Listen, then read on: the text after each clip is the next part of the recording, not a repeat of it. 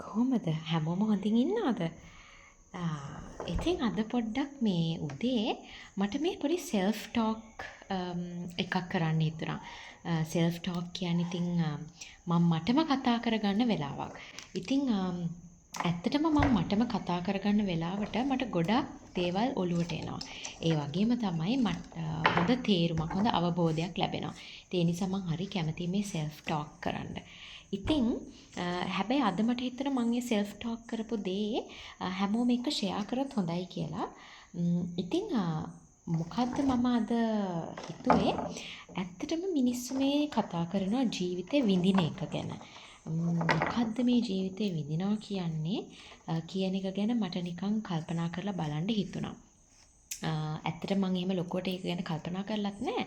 නමුත් ඉතින් මේක කෙනෙක් කියපු දෙයක් මට මතක් වෙලා ඊට පස්සේ මට හිතුණා ඒක ගැන පොඩ්ඩක් හිතන්න ඕනි කියලා.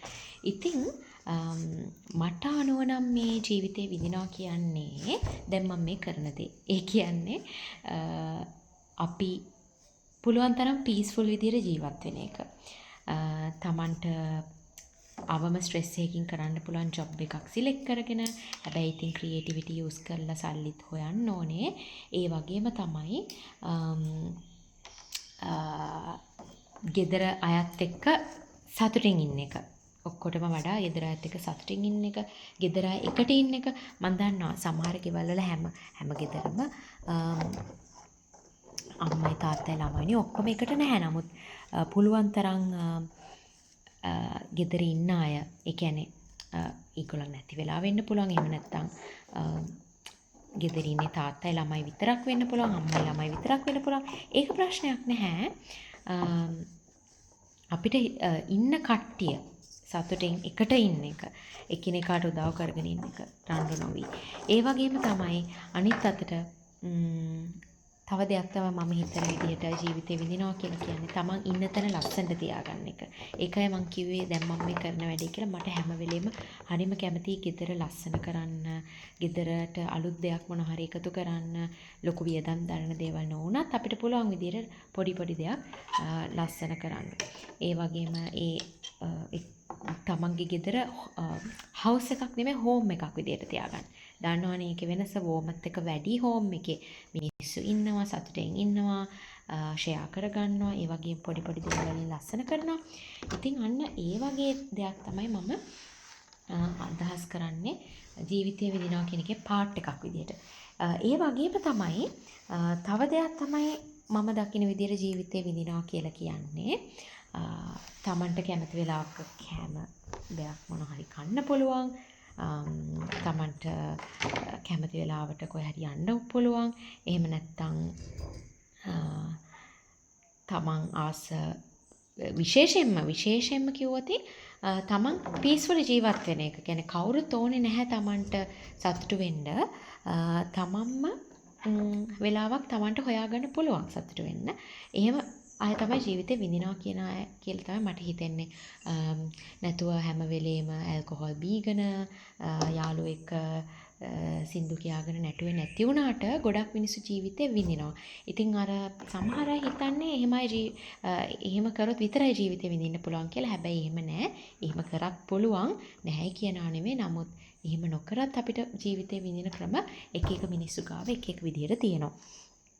විශේෂයෙන් පීස්ෆුල් මිනිස්සු ගාව නොහිතන විදියට ජීවිතේ විඳීමක් තියෙනවා. තමන් කැමති වෙලාවට තමන් කැමති කෙනෙකුට උදව් කරන එක, සල්ලි වලින් වෙන්න පුළුවන්. එතකොට අතින් පයින් තමන්ගේ ශ්‍රමයෙන් වෙන්න පුළුවන්. එහෙම. අපි දන්නේ නැති වුණාට ගොඩක් මිනිස්සු ඉන්නවා එහෙම ලස්සනට අනිත් මිනිස්සු එක්ක ජීවත් වෙන. කිසිම ලෝභකමක් නැතුව කෙනෙකුට උදව්පදව් කරගෙන ලස්සනට ජීවිතේ ගත කරන මිනිස්සු ඕන තරම් ඉන්නවා. හැබැයි අපි අර ජීවිතේ විඳිනවා කියලා අදහස් කියාගන්න මිනිස්සු ගොඩක් වෙලාවට කෙනෙකුට දෙයක් දෙන්න ගියාම ලෝභයි, කෙනෙකුට දෙන්නේ තමන්ට පාවිච්චි කරන්නම බැරි දෙයක් විතරයි. නැතුව කවදාවත් එහෙම දෙන්නේ නැහැ හොඳ දෙයක්. ගෙදරකට දෙයක් ගෙනියනකොට ලෝභයි. එතකොට තමන්ගේ අපි හිතමු ගෙදර වැඩ කරන කෙනෙක් හරි සේවකයෙක් හරි වෙනුවෙන් දෙයක් කරන්න ගියාම එතන ලෝභයි. ඉතින් ඔය වගේ විවිධ අවස්ථාවල ඒ වගේ ලෝභකම් ප්‍රදර්ශනය කරනවා. සහ සමහරලාට පවුලේ අය එකට නැහැ සල්ලි හොයනවා කියලා ලොකු කමිට්මන්ට් ගොඩක් කරගෙන පවුලෙන් ඈත් වෙලා ඉන්නවා වෙන්න පුළුවන්. ඒ වගේම එහෙමත් නැත්තම් තව මොනවද? ළමයින්ට උගන්වනවා කියලා හැමදේම කැප කරගෙන ළමයින්ට ඉගෙනීම විතරක් කරගෙන ඉන්නවා. නමුත් තමන්ගේ දැන් තියෙන සතුට ගැන බලන්නේ නැහැ වෙන්න පුළුවන්. ඉන්න තැන පිළිවෙලක් නැහැ වෙන්න පුළුවන්. ඉතින් අන්න ඒ වගේ අයත් ඉන්නවා. ඉතින් මම කියන්නේ ඒ වගේ කෙනෙක් ඇවිල්ලා අර වගේ පීස්ෆුල් මිනිස්සෙට ජීවිතේ විඳින්නේ නැහැ කියලා කමෙන්ට් කරන එක තරම් අනුවන ක්‍රියාවක් නම් මම දන්නේ නැහැ. මොකද අපිට කාවවත් එහෙම ජජ් කරන්න බෑ. අපි දන්නේ නැති වුණාට මිනිස්සු තම තමන්ට ආවේනික විදියට ජීවිතේ විඳිනවා. ඔයා හොඳට හිතලා බලන්නකෝ. ඔයාට නැති ගොඩක් දේවල් අර කියපු මනුස්සයාට තියෙනවා. ඉතින් ඒ කියන්නේ එයත් එයාගේ ජීවිතේ විඳිනවා.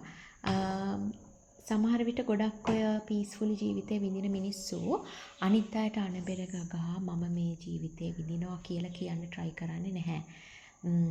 ඒගොල්ලෝ ගොඩක් දේවල් කරන්නේ තමන්ගේ satisfaction එකට ලෝකෙට පේන්න නෙමෙයි.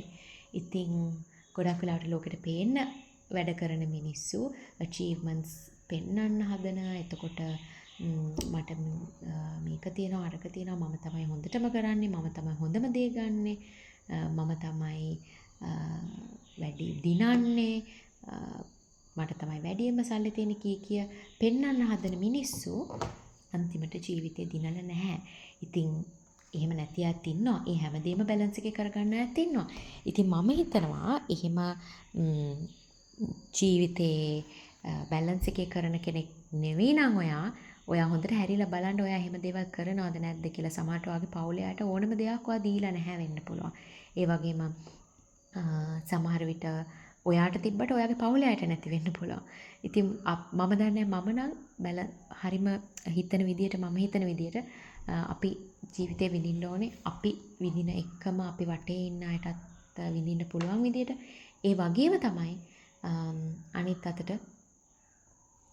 peacefully තමන් ඉන්න තැන ලස්සනට තියාගෙන තමන්ට පුළුවන් විදියට උදව් කරගෙන විශේෂයෙන්ම උදව් කරගෙන ලෝභකමක් නැතුව කවුරු හරි ආවොත් හොඳම දෙයින් කෑම හදලා දීලා ලස්සනට ඒව arrange කරලා පිළිගන්වලා ලෝභකමක් නැතුව දේවල් කරන එක තමයි මම ජීවිතේ විඳිනවා කියන්නේ. ඒ වගේම සෞඛ්‍යමත්ව ජීවත් වෙන එක පුළුවන් තරම් healthy විදියට කාලා ආගම දහමත් පමණට ඒ දේවල් කරගෙන පමණට කියන එකෙන් අදහස් කරන්නේ ආගම දහම වුණත් අපි ඕනවට වඩා දේවල්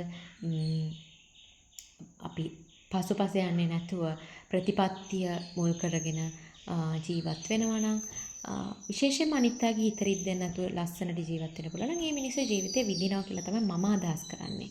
ඉතින් හොඳම පාඩමක් තමයි අපි කෙනෙක්ගේ 360 view එක දකින්න නැතුව ජජ් කරන්න හොඳ නැහැ ඒ කෙනා ජීවිතේ විඳින්නේ නැහැ කියලා. ඉතින් ඒක හරිම අනුවන ක්‍රියාවක්.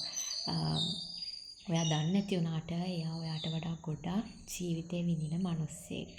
ඒ වගේම ඔයාට කීකී නැති වුණාට එයාට ගොඩාක් දේවල් තියෙනවා. valuable දේවල්. නමුත් ඒවා හැමෝටම කීකී ඉන්නේ නැහැ. ඒ නිසා කමෙන්ට් කරන්න හදිස්සි වෙන්න හොඳ නැහැ ජීවිතේ තව කෙනෙක් විඳිනවද නැද්ද කියන එක ජජ් කරලා.